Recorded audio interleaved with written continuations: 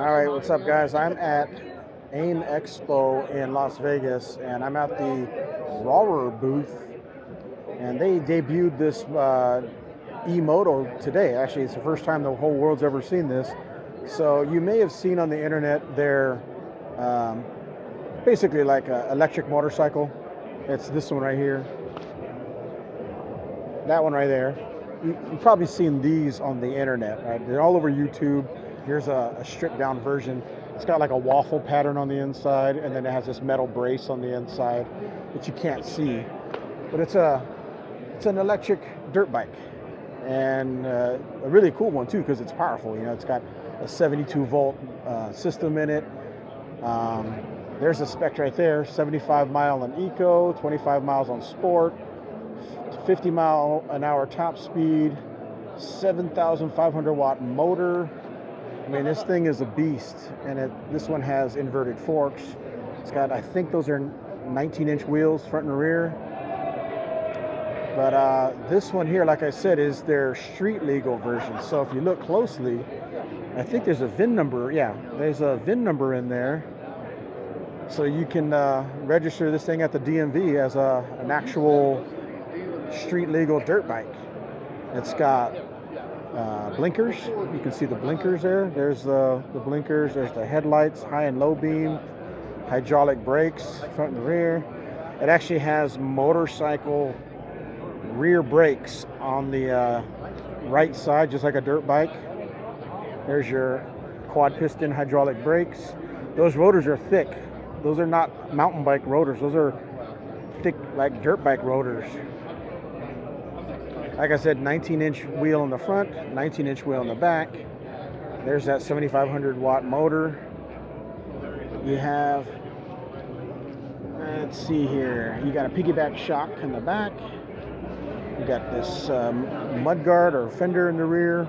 Again, blinkers in the rear, brake light.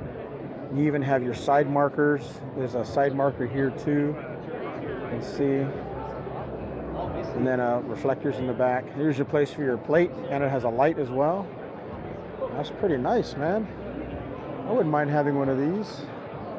We're here at AIM Expo in Las Vegas, and I spotted a bike that I've been seeing all over the internet.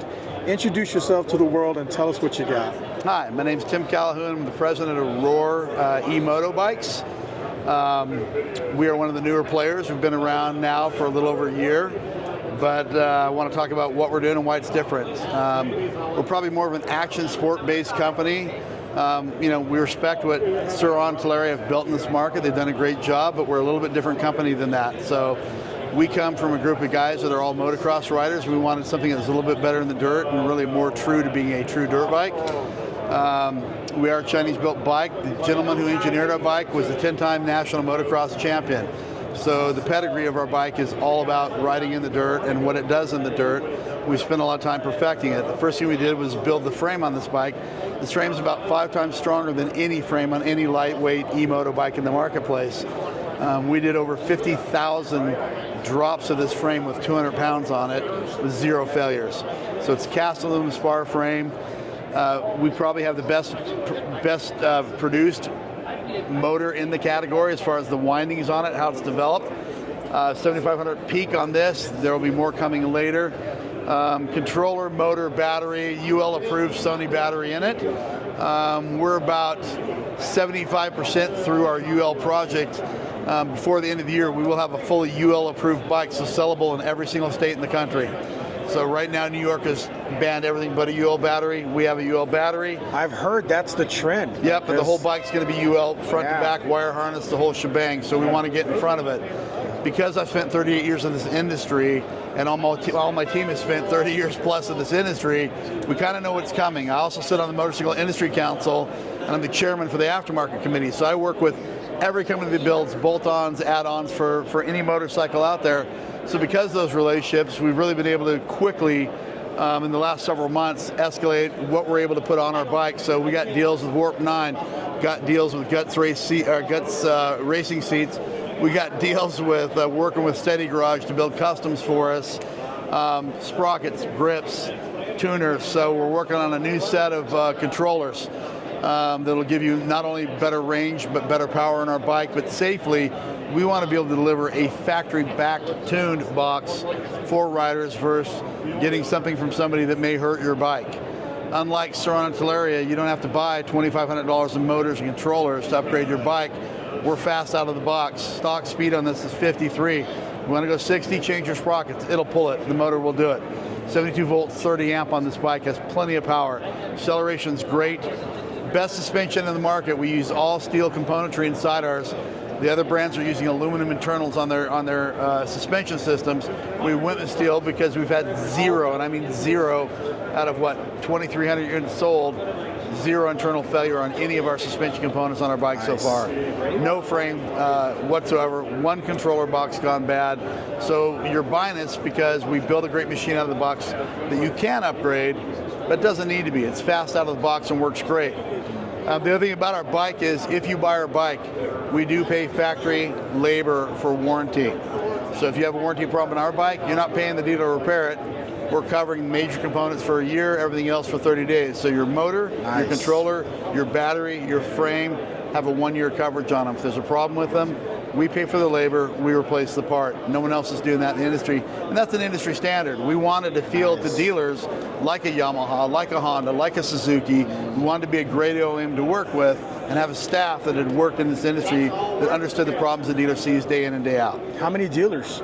So right now we're sitting at 200 after this show, 225 dealers right now. Wow. I signed up 5 new dealers yesterday. Awesome. We expect to be at about 300 dealers nationally by June. By the end of 25, probably 500 dealers nationally. That's impressive. So we're going to build a very big dealer network, but we want people who buy these to be able to go somewhere, hopefully near their town or in their town, to take care of problems and buy accessories. Nice. So we want to be a national brand, and we just signed up our first, 5 international dealers now. So we will be global. Why are we different?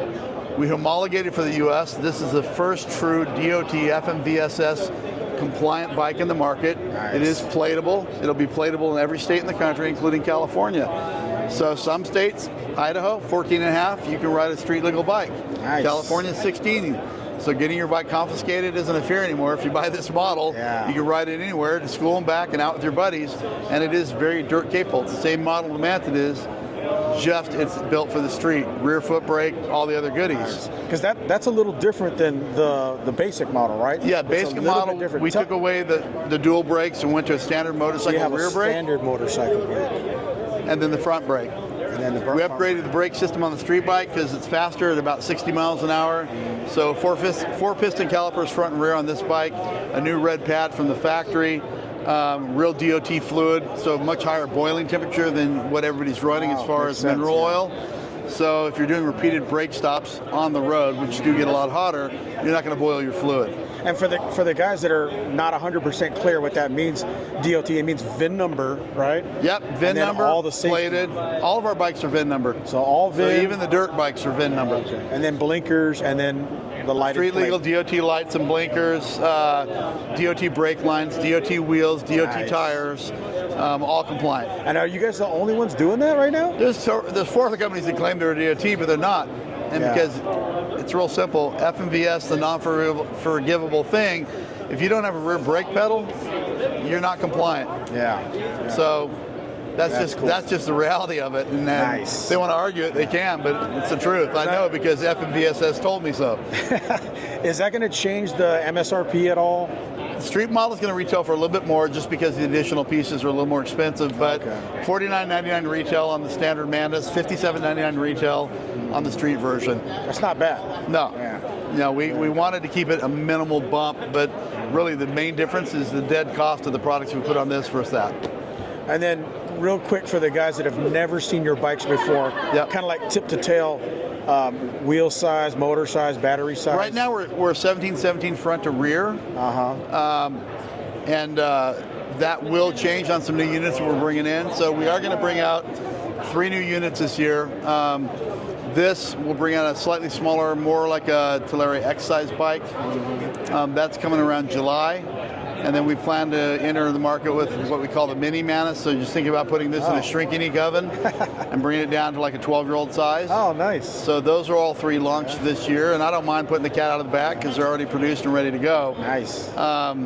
And so what you'll see change, the X will feature a 19 front, 17 rear. Nice. So we're going to do, I wouldn't say it's a weak point, but it's a better bike with a 1917. Yeah. We're going to re-engineer going forward to where we get a 21 in there. Right now, it just won't handle the triple free. I'm just being honest about it. But we can do a 1917 that works really well on this bike. It gives you about the same kind of balance on the bike. And where that matters is when you get in the mud and wet, or you get really loose gravel, you're going to feel a difference on a 1917 than the 1770. It's not going to be as twitchy. Nice, nice. And then as far as batteries go, hot swapping the battery? Hot swap the battery, yeah. So you can buy a separate battery, do a hot swap. The change is pretty straightforward. Comes right out, throw the new one in, you're ready to ride. Ready to go. How long does it take to charge the batteries? About 3 hours, 3.5, depending, from 0 up. Nice. Standard 110 charger, so nothing special in your house. Very cool, very cool.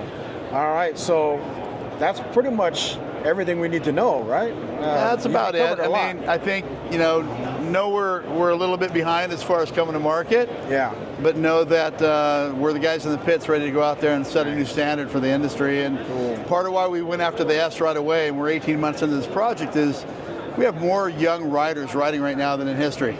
Not since the 70s have we seen a young crowd come up like this. And these are kids that grew up riding Stasics. Now they're getting into e-moto.